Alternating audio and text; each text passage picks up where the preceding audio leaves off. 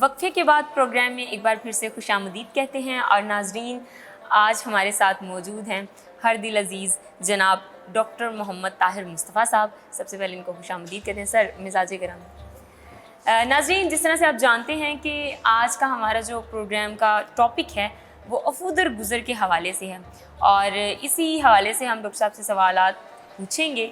آپ کا بھی کوئی سوال ہو تو آپ پوچھ سکتے ہیں. تو بلا تاخیر ہم اپنے پروگرام کا آغاز کرتے ہیں اس سیگمنٹ کا، اور اسی موضوع کے حوالے سے میرا ڈاکٹر صاحب آپ سے پہلا جو سوال ہے وہ یہ کہ عفو در گزر صفت الہی ہے، تو انسانوں سے اس صفت کا مطالبہ کیوں کیا جاتا ہے؟ الحمدللہ وحدہ والصلاۃ والسلام علی من لا نبی بعدہ، اما بعد، فاعوذ باللہ من الشیطان الرجیم، بسم اللہ الرحمن الرحیم. بہت شکریہ مقدس، اور سوال بھی آپ کا بہت خوبصورت ہے. یقیناً عفو درگزر یعنی کہ معاف کر دینا، اس کے معنی ہے کسی کی غلطی کو نظر انداز کر دینا، کسی کی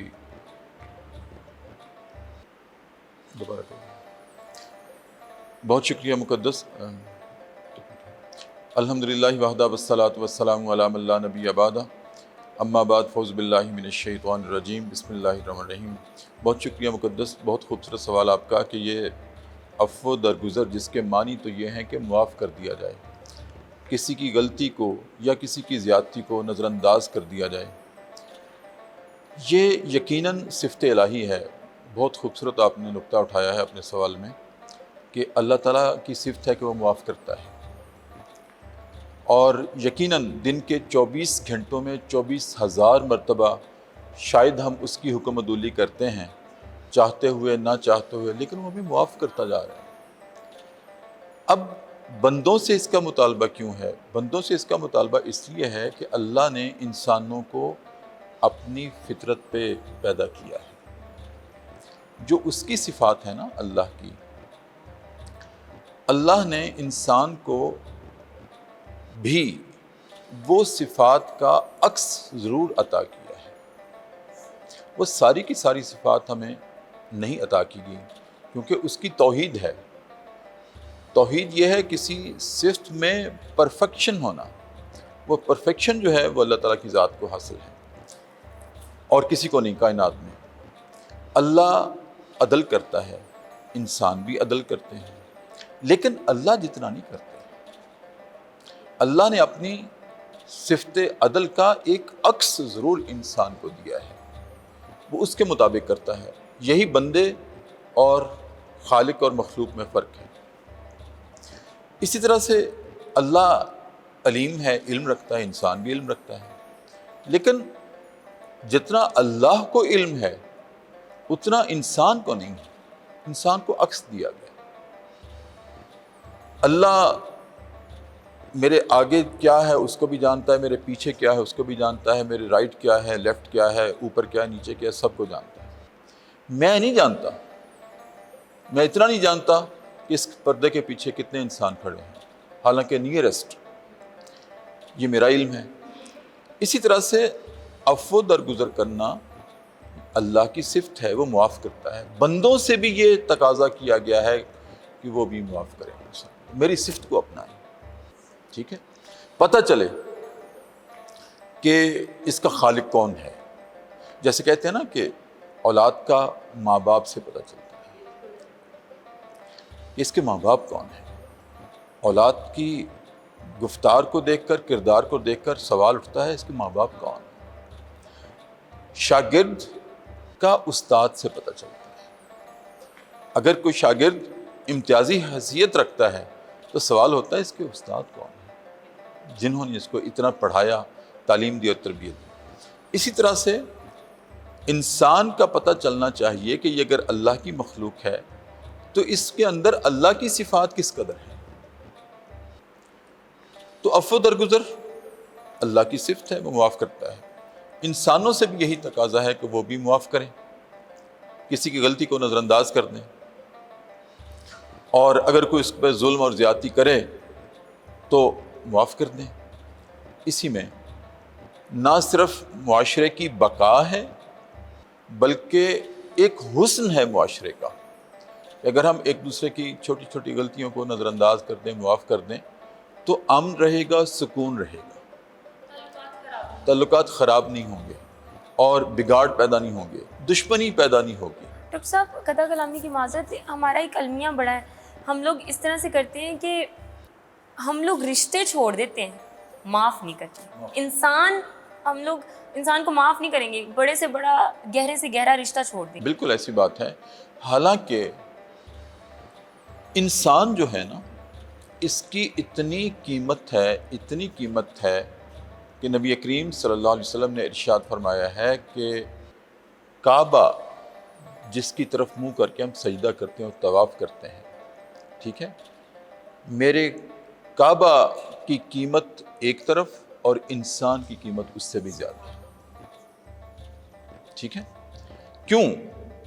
انسان اللہ کی مخلوق ہے اور کعبہ ایک ڈائریکشن ہے جس کی طرف منہ کر کے انسان اپنے رب کے سامنے جھکتا ہے، ٹھیک ہے۔ اسی طرح سے جب ہم طواف کرتے ہیں تو وہاں ایک حجر اسود بھی ہے جس کو جنت کا پتھر کہتے ہیں۔ وہ حجر اسود خانہ کعبہ کے کونے میں نصب ہے۔ حضرت عمر بن خطاب رضی اللہ تعالیٰ عنہ طواف کر رہے تھے تو حجر اسود کو پکار کر مخاطب کر کے کہا، اے حجر اسود، لوگ تجھے بوسہ دیتے ہیں، ٹھیک ہے، لیکن تیری کوئی قدر و قیمت نہیں ہے، تیری قدر و قیمت صرف اس لیے ہے، ہم تجھے اس لیے بوسہ دیتے ہیں کہ میرے نبی کے لب تجھے لگے ہیں، ورنہ تو پتھر ہے۔ اسی طرح سے خانہ کعبہ بھی 4 دیواریں ہیں، لیکن یہاں تک نبی کریم نے فرمایا کہ میرے امتی کے ہاتھ کی انگلی سے نکلنے والے خون کے ایک قطرے کی قیمت زیادہ ہے بیت اللہ سے، اتنا انسان محترم ہے۔ تو آپس میں ہم معاشرتی سماجی تعلقات اگر حسن کے ساتھ رکھنا چاہتے ہیں تو ہمیں ایک دوسرے کو معاف کر دینا چاہیے، اللہ کی صفت ہے۔ ڈاکٹر صاحب اسی حوالے سے میرا دوسرا سوال ہے کہ ہمارے نبی صلی اللہ علیہ وآلہ وسلم کی حیات مبارکہ سے ہمیں افود الگزر کے کیا نمونے ملتے ہیں؟ جی، جس طرح میں نے عرض کیا کہ یہ اللہ کی صفت ہے، اللہ معاف کرتا ہے۔ یہ نبی کریم صلی اللہ علیہ وآلہ وسلم کی بھی بہت ایک بڑی صفت تھی کہ آپ لوگوں کو معاف کرتے تھے۔ خاص طور پہ مکی زندگی آپ کی بہت مصیبتوں سے لبریز ہے، بہت مصائب سے لبریز ہے۔ آپ کو بہت اس مکی زندگی میں آپ پر ظلم ڈھائے گئے، آپ کو تنگ کیا گیا، آپ کو مصائب سے دوچار کیا گیا، آپ کو تکالیف دی گئی، لیکن اس مکی زندگی میں خاص طور پر آپ معاف کرتے رہے۔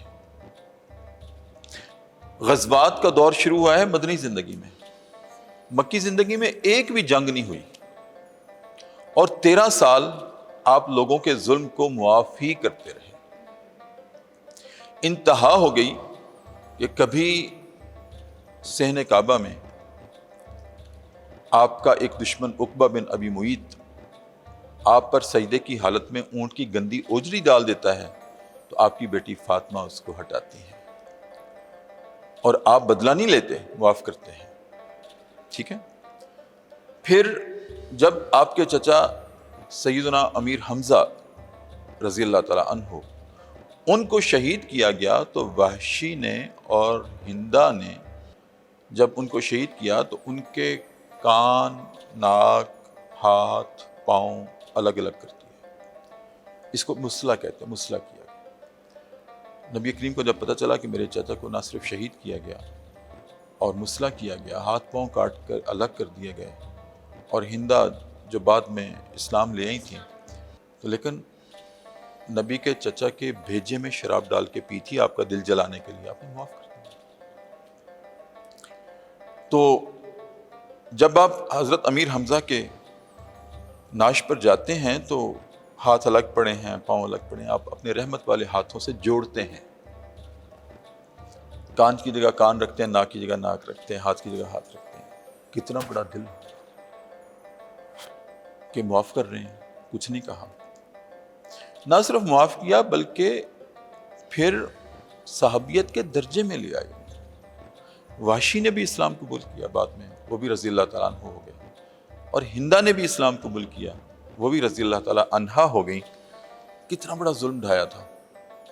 پھر آگے طائف جب آپ گئے تو لوگوں نے کتنا ظلم ڈھایا آپ پر.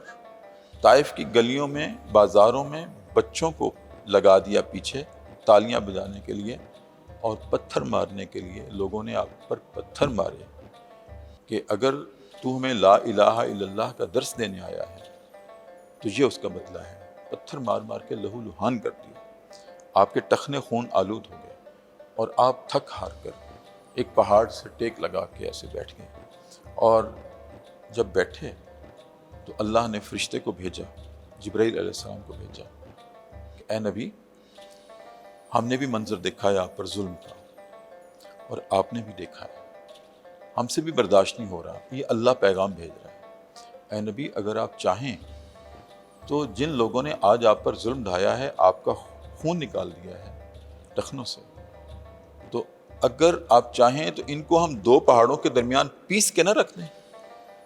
تو میرے نبی نے کہا الہ العالمین, نہیں, میں معاف کرتا ہوں, میں عفو درگزر, کیونکہ تیری صفت ہے نا عفو درگزر, میں معاف کرتا ہوں. اور اس نیت سے معاف کرتا ہوں کہ آج اگر یہ میرے اوپر ایمان نہیں لائے تو کل کو ان کی نسلوں میں سے ہی کوئی پیدا ہوگا جو مجھ پر ایمان لے آئے گا. اگر آج ان کو مار دیا تو پھر ان کی نسلیں کیسے مجھ پر ایمان لائیں گی. کتنا بڑا دل ہے. ناظرین, ڈاکٹر صاحب ہمارے ساتھ موجود ہیں لیکن پروگرام میں وقت ہو گیا ایک چھوٹے سے وقفے کا. انشاءاللہ وقفے کے بعد دوبارہ حاضر ہوتے ہیں.